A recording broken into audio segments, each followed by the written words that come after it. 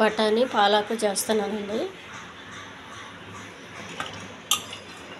బఠానీ, కందిపప్పు, శనగపప్పు వేసాను. కుక్కర్లో వేసుకోవాలి. కొంచెం అల్లం వెల్లుల్లి పేస్ట్ అండి.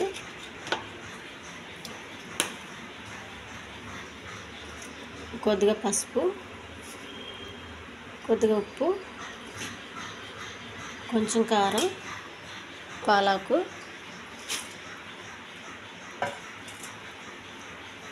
ఒక గ్లాసు వాటరు, పప్పు ఉడికేంతవరకు కావాల్సిన వాటరు, కొక్కో అండి, చింతపండు బదులు,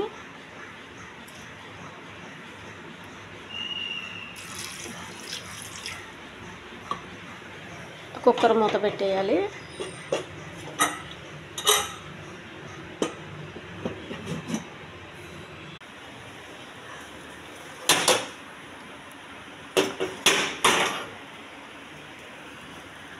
స్టవ్ వెలిగించి కుక్కర్ పెట్టానండి. 4-5 విజిల్స్ రావాలి.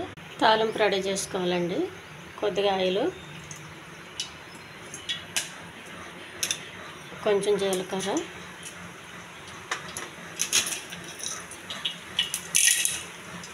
శనగపప్పు,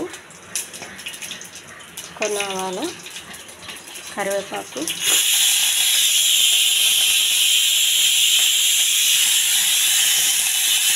తాలింపు చేస్తే పప్పు పెట్టేసుకోవాలి.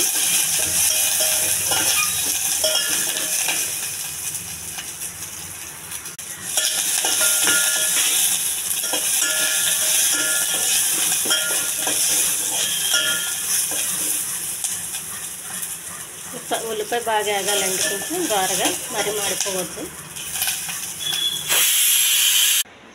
పప్పు మెత్తగా ఉడికిందండి. దీన్ని ఒక కప్పు గుత్తగా చేసి మెత్తగా చేయాలి.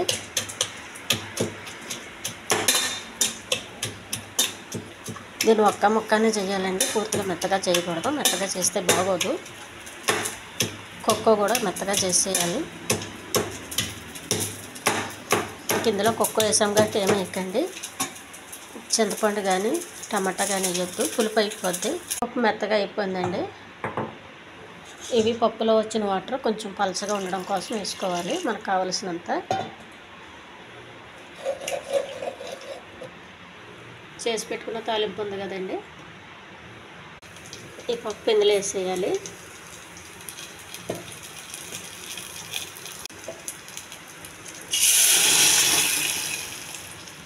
బఠానీ, పప్పు, పాలకూర రెడీ అయిందండి. ఈ ఛానల్ నచ్చితే సబ్స్క్రైబ్ చేయండి, షేర్